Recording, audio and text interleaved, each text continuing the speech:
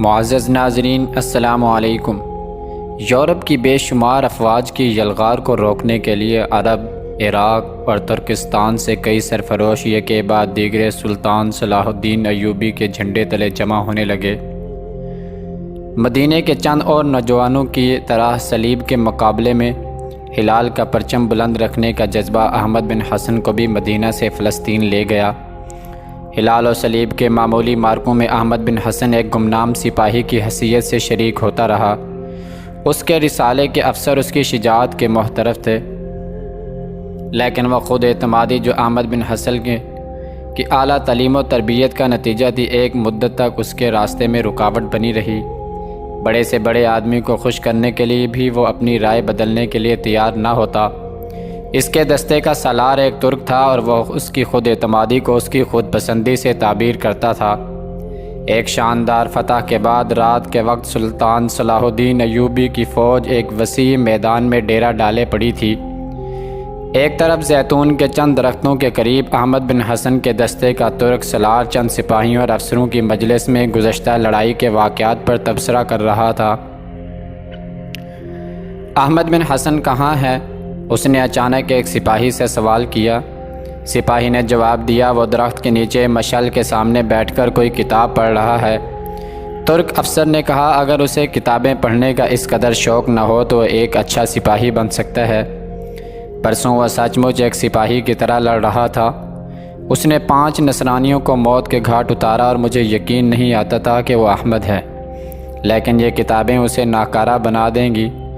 ایک نوجوان جو اب تک خاموشی سے ایک طرف بیٹھا ہوا تھا بول اٹھا، ہو سکتا ہے کہ وہ محض ایک سپاہی بننے کی بجائے کسی فوج کی رہنمائی کے لیے پیدا ہوا ہو۔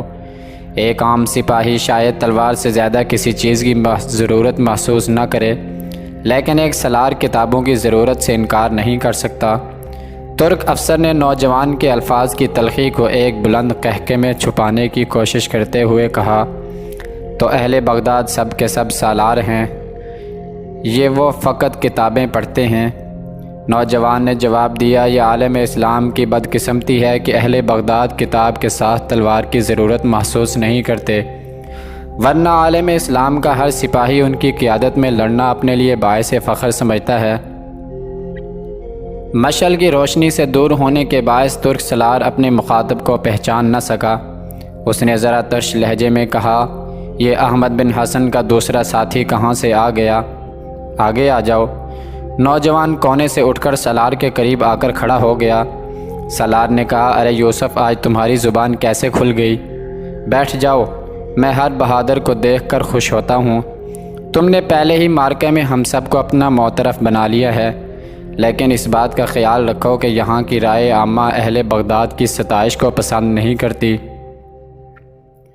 یوسف نے سنجیدگی سے جواب دیا، بات کرتے وقت میرے ذہن میں رائے عامہ نہ تھی، آپ تھے، اور اہل بغداد کو میں اس وقت تعریف کے قابل سمجھتا ہوں، نہ میں نے ان کی تعریف کی ہے۔ ان کا ذکر ضمناً آ گیا تھا۔ اصل موضوع یہ تھا کہ سپاہی کو علم سیکھنا چاہیے یا نہیں۔ میں یہ کہنا چاہتا ہوں کہ تلوار ایک ایسا سرکش گھوڑا ہے جس کے لیے علم کی باغ کی ضرورت ہے۔ بغداد والے فقط باغ کو سنوار رہے ہیں، ان کے پاس گھوڑا نہیں ہے۔ سالار نے پوچھا، اور ہمارے متعلق تمہارا کیا خیال ہے؟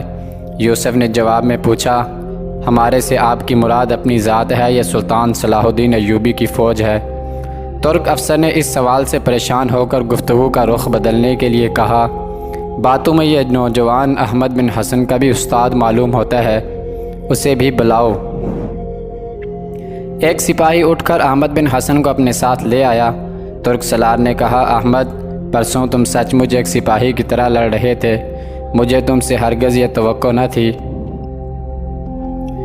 بیٹھ جاؤ۔ احمد بن حسن نے جواب دیا، آپ کو اپنے سپاہیوں سے بڑی توقعات وابستہ نہیں کرنی چاہیے۔ ترک افسر نے قدرے غصے سے کہا، تمہارا یوسف سے تعارف ہوا ہے یا نہیں؟ یہ ہمارے نئے رفیق ہیں۔ احمد نے جواب دیا، میں ان سے متعارف ہو چکا ہوں، میں خالد بن ولید رضی اللہ تعالیٰ عنہ کی فتوحات پڑھ رہا تھا۔ ترک افسر نے سوال کیا، بھلا خالد بن ولید رضی اللہ تعالیٰ عنہ کی فتوحات زیادہ ہیں یا ہمارے سلطان کی؟ میرے خیال میں اس زمانے کی جنگیں موجودہ جنگوں کے مقابلے میں معمولی لڑائیاں ہوا کرتی تھیں۔ احمد بن حسن نے جواب دیا، آپ کا خیال عام طور پر صحیح نہیں ہوتا۔ میں بے علمی کو قابل معافی سمجھتا ہوں، لیکن ریاکاری کو قابل معافی نہیں سمجھتا۔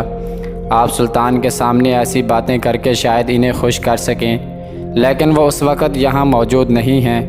میں مانتا ہوں کہ آپ کو کتابوں سے نفرت ہے، لیکن یہ ماننے کے لیے تیار نہیں کہ آپ کو ایک مسلمان ماں نے خالد اعظم کی فتوحات کے حالات نہ بتائے ہوں اور آپ کو فخر و احترام کے ساتھ ان مجاہدین کے نام لینا نہ سکھایا ہو، جنہوں نے پیٹ پر پتھر باندھ کر اور جسم پر چیتھڑے اور اوڑھ کر قیصر و کسریٰ کے تاج روند ڈالے تھے۔ خالد بن ولید رضی اللہ تعالیٰ عنہ کے زمانے میں اکثر جنگیں ایسی تھیں جن میں اسلام کی ایک تلوار کے مقابلے میں دشمن کی 10 تلواریں ہوا کرتی تھیں۔ میری باتوں سے آپ کو تکلیف پہنچے گی، آپ میرے سالار ہیں، میدان جنگ میں آپ کو ہر اشارہ میرے لیے حکم ہے، لیکن وہ بھی اس لیے نہیں کہ میں آپ کی یا سلطان صلاح الدین کی خوشنودی چاہتا ہوں، اور سلطان کا احترام اگر میرے دل میں ہے تو محض اس لیے کہ وہ بھی میری طرح اسلام کے ایک سپاہی ہیں۔ اس قسم کی غلط بیانی سے تاریخ کا ایک طالب علم شاید گمراہ نہ ہو سکے، لیکن ہو سکتا ہے کہ سلطان کے سامنے اس قسم کی ناجائز خوشامد ان میں خود پسندی کا وہ جذبہ پیدا کر دے جس کے باعث خلفائے بنی عباس اسلام کے لیے ایک عضو معطل بن چکے ہیں۔ اس وقت عالم اسلام کی بہت سی توقعات سلطان صلاح الدین ایوبی رحمہ اللہ سے وابستہ ہیں، اس لیے آپ ابھی سے انہیں خالد رضی اللہ تعالیٰ عنہ اور حضرت ابو عبیدہ ابن جراح رضی اللہ تعالیٰ عنہ کا ہم پلہ ثابت کر کے مستقبل سے بے نیاز کر دینے کی بجائے ان کے لیے یہ دعا کریں کہ وہ بڑی سے بڑی منزل پر پہنچ کر بھی یہ محسوس کریں کہ ابھی ان کے سفر کی ابتدا ہوئی ہے۔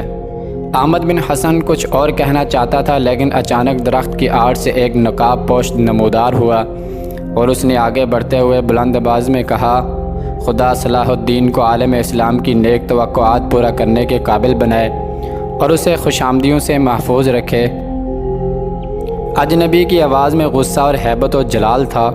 سامعین بدحواس ہو کر اس کی طرف دیکھنے لگے۔ اس نے مشعل کی روشنی قریب پہنچ کر چہرے سے نقاب اٹھا دیا۔ ترک افسر سراسیمہ ہو کر بولا، سلطان! سب کے سب اٹھ کھڑے ہو گئے۔ سلطان صلاح الدین نے ترک افسر سے مخاطب ہو کر کہا، مجھے تمہاری باتیں سن کر بہت دکھ ہوا، لیکن تم جاہل ہو۔ تمہاری سزا یہ ہے کہ تم آئندہ 6 ماہ تک فرصت کے اوقات میں اپنے ساتھیوں سے بالکل الگ بیٹھ کر تاریخ پڑھا کرو۔ 6 ماہ بعد خود تمہارا امتحان لوں گا۔ اگر تم نے میری تسلی کر دی تو تمہیں ترقی دی جائے گی، ورنہ تنہائی میں بیٹھنے کی سزا اور پڑھا دی جائے گی۔ اور تم دونوں ادھر آؤ۔ سلطان نے احمد بن حسن اور یوسف کی طرف اشارہ کیا۔ احمد اور یوسف آگے بڑھ کر سلطان کے قریب کھڑے ہو گئے۔ سلطان نے پوچھا، تم کہاں سے آئے ہو؟ میں مدینہ سے آیا ہوں، احمد بن حسن نے جواب دیا۔ سلطان یوسف کی طرف متوجہ ہوا، وہ بولا کہ میں بغداد سے آیا ہوں۔ تم میری فوج میں کب شریک ہوئے؟ احمد نے جواب دیا، مجھے قریباً 6 ماہ گزر چکے ہیں، اور یوسف کو کوئی 5 دن۔ سلطان صلاح الدین ایوبی رحمہ اللہ نے کہا، تم میرے متعلق غلط توقعات ظاہر کرنے کے مجرم ہو، تمہیں کیا سزا دوں؟ احمد نے کہا، اگر آپ میری تمام باتیں سننے کے بعد بھی مجھے مجرم قرار دیتے ہیں تو میں اپنی صفائی پیش نہیں کرتا۔ سلطان صلاح الدین ایوبی نے پیار کے ساتھ احمد کے کندھے پر ہاتھ رکھتے ہوئے کہا، سردست، میں تمہاری زبان سے متاثر ہوا ہوں، مجھے تمہاری سپاہیانہ صلاحیتوں کا صحیح علم نہیں، اس لیے تمہیں 12 دستوں کا سالار مقرر کرتا ہوں، اور یوسف تمہاری آواز میں ایک سپاہی کی سی خود اعتمادی ہے۔ ممکن ہے تم آگے چل کر اپنے آپ کو بڑی سے بڑی ذمہ داری سنبھالنے کے قابل ثابت کر سکو، لیکن سردست تمہیں 5 دستوں کا سالار مقرر کرتا ہوں۔ تم دونوں کو میں یقین دلاتا ہوں کہ میرے دل میں فقط جواں مردی اور شجاعت کی عزت ہے، خوشامد کی نہیں ہے، اور حضرت خالد رضی اللہ تعالیٰ عنہ کے متعلق شاید میں اپنے جذبات کی صحیح ترجمانی کر سکوں۔ کاش میں مصر کا سلطان ہونے کی بجائے اسلام کے مجاہد اعظم کی فوج کا ایک معمولی سپاہی ہوتا۔ میرے لیے نہ صرف وہ مجاہدین بلکہ وہ لوگ بھی قابل رشک ہیں جنہوں نے عراق اور شام کے میدانوں میں حضرت خالد بن ولید رضی اللہ تعالیٰ عنہ کی افواج کے سواروں کو گرد کی بادلوں میں روپوش ہوتے دیکھا تھا۔ میں اپنی ذات سے غازیان اسلام کو پانی پلاتے ہوئے شہید ہو جانے والی ایک بڑھیا کا درجہ بلند سمجھتا ہوں۔ چند دن کے بعد سلطان صلاح الدین ایوبی کی فوج میں کوئی شخص ایسا نہ تھا جو احمد بن حسن اور یوسف بن ظہیر سے واقف نہ ہو۔ 1 سال کے بعد یوسف سلطان کے جاں بازوں کے دستے کا سالار اور احمد بن حسن مجلس شورا کا رکن بن چکا تھا۔ دونوں کو ایک دوسرے سے غایت درجے کی عقیدت تھی۔ میدان جنگ میں اگر احمد بن حسن کو کسی پر رشک آ سکتا تھا تو وہ یوسف تھا، اور علماء کی محفل میں یوسف اپنے دوست کی برتری کا اعتراف کرتا تھا۔ یوسف اور احمد بن حسن نے عہد کر رکھا تھا کہ جب تک یروشلم پر دوبارہ نشان صلیب کی جگہ حالی پرچم نصب نہ ہوگا وہ رخصت پر نہیں جائیں گے۔ جن ایام میں سلطان صلاح الدین ایوبی یروشلم پر آخری حملے کی تیاریاں کر رہا تھا، بغداد میں سلطان کی فوج کے چند رضاکار جو رخصت پر گئے ہوئے تھے واپس آئے، اور ان میں سے ایک سپاہی نے یوسف کے خیمے میں داخل ہو کر اس کی بیوی کا خط پیش کیا۔ یوسف نے اسے بیٹھنے کا اشارہ کرتے ہوئے خط کھول کر پڑھا اور تھوڑی دیر سر جھکا کر سوچنے کے بعد سپاہی کی طرف دیکھنے لگا۔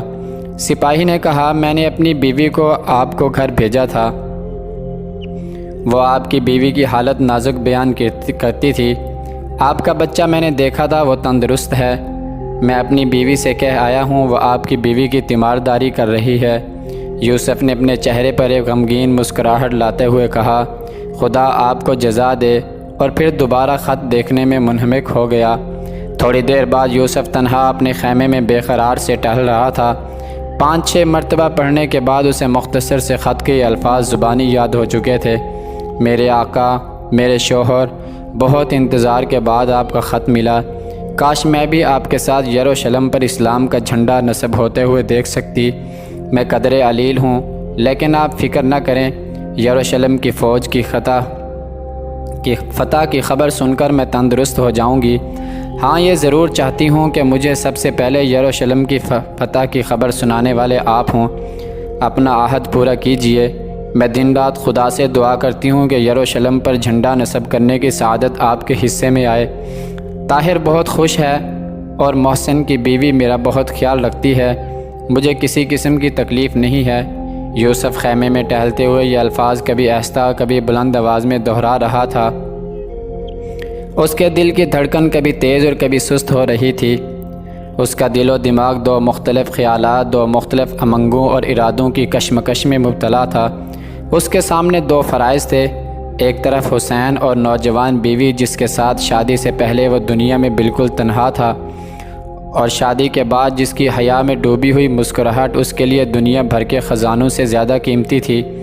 وہ بیمار تھی اور خط کے تسلی امیز لہجے کے باوجود یہ محسوس کر رہا تھا کہ اس کی حالت مخدوش ہے، ورنہ وہ معمولی تکلیف کی حالت میں محسن کی بیوی کی تیمارداری کی ضرورت محسوس نہ کرتی۔ اسے گھر پہنچنا چاہیے۔ وہ خیالات کے برق رفتار گھوڑے پر سوار ہو کر بغداد پہنچتا اور اپنے مکان میں داخل ہوتا۔ زاہدہ، زاہدہ، تم کیسی ہو؟ میں آ گیا ہوں، میری طرف دیکھو۔ وہ چونک کر اس کی طرف دیکھتی اور بے قراری سی ہو کر کہتی ہے، آپ کیا یروشلم پر اسلام کا پرچم نصب ہو چکا ہے؟ یہ سوال تصور کے گھوڑے کے لیے تازیانہ ثابت ہوتا، اور وہ بغداد کے پرامن گوشے سے لوٹ کر یروشلم کی رزم گاہوں میں پہنچ جاتا اور ہاتھوں کی مٹھیاں بھینچ کر بلند آواز میں کہتا، میں اپنا عہد پورا کروں گا، میں اپنے ساتھ یروشلم کی فتح کی خبر لے کر جاؤں گا۔ اور وہ تیروں کی بارش میں خندق عبور کرتا، قلعے کی دیواریں توڑتا، صلیب کے نشان اکھاڑتا اور ہلال کا پرچم اڑاتا ہوا قلعے کے آخری برج تک پہنچ جاتا، اور فتح کا نعرہ بلند کرتے اور خون آلود تلوار نیام میں ڈالتے ہوئے اپنے سبا رفتار گھوڑے پر سوار ہوتا اور بغداد پہنچ جاتا۔ اپنے گھر کے سامنے گھوڑے سے اترتا اور بھاگ کر اندر داخل ہوتے ہوئے کہتا، میری جان، میری روح، میں آ گیا ہوں، یروشلم فتح ہو گیا ہے۔ میں نے قلعے کے سب سے اونچے برج پر اپنے ہاتھوں سے اسلامی جھنڈا نصب کیا ہے، اور زاہدہ کا حسین و معصوم چہرہ خوشی سے چمک اٹھتا۔ میں نہیں جاؤں گا، اس کا آخری فیصلہ تھا۔ احمد بن حسن اس کے کمرے میں داخل ہوا اور اس نے کہا، یوسف، بغداد سے چند سپاہی آئے ہیں، تمہارے گھر سے کوئی پیغام آیا؟ بیوی کا خط آیا ہے، یوسف نے مسکرانے کی کوشش کرتے ہوئے کہا۔ تم پریشان ہو، خیریت تو ہے؟ وہ کچھ علیل ہے، احمد بن حسن نے غور سے اس کے چہرے کی طرف دیکھا اور لمحہ سوچنے کے بعد پوچھا، تمہیں بلایا ہے؟ نہیں، آپ پڑھ لیجئے۔ یہ کہتے ہوئے یوسف نے احمد کے ہاتھ میں خط دے دیا۔ احمد نے خط پڑھنے کے بعد کہا، خط سے تو کوئی تشویش کی بات ظاہر نہیں ہوتی، تاہم تم پریشان ضرور ہو۔ میں تمہیں ایک خوشخبری سناتا ہوں۔ یوسف نے بے تابی سے سوال کیا، کیسی خوشخبری؟ کیا یروشلم پر جلد حملہ ہونے والا ہے؟ احمد نے جواب دیا، ہاں، پرسوں ہم یروشلم کی فصیل توڑ رہے ہوں گے اور انشاءاللہ تم ایک ہفتے سے پہلے بغداد والوں کو یروشلم کی فتح کی خوشخبری دینے کے لیے روانہ ہو جاؤ گے، اور چند منازل تک میں بھی تمہارا ساتھ دوں گا۔ یوسف نے پھر پوچھا، آپ کو یقین ہے کہ پرسوں حملہ ہو جائے گا؟ احمد نے جواب دیا، میں بھی سلطان سے مل کر آ رہا ہوں۔ یوسف کا دل دھڑک رہا تھا۔ اس نے اپنے دوست کی طرف دیکھا اور مسکرانے کی کوشش کرتے ہوئے کہا، کاش یہ حملہ آج ہوتا۔ احمد نے تھوڑی دیر سوچنے کے بعد پوچھا، میں خط لانے والے کا نام پوچھ سکتا ہوں؟ یہ خط محسن لایا ہے، وہ بغداد میں میرا پڑوسی ہے۔ کس رسالے میں ہے وہ ہراول فوج کے 18ویں دستے کا نائب سالار ہے۔ شام کے وقت احمد بن حسن نے یوسف سے کہا، یوسف، میں محسن سے مل چکا ہوں، اس کی باتوں سے معلوم ہوتا ہے کہ تمہاری بیوی کی حالت تسلی بخش نہیں۔ اگر جانا چاہو تو میں سلطان سے تمہاری رخصت کے لیے کہوں۔ یوسف نے جواب دیا، نہیں، مریضہ کی تیمارداری کا موقع شاید پھر بھی مل جائے، لیکن یروشلم کی فتح میں حصہ لینے کی سعادت شاید دوبارہ نصیب نہ ہو۔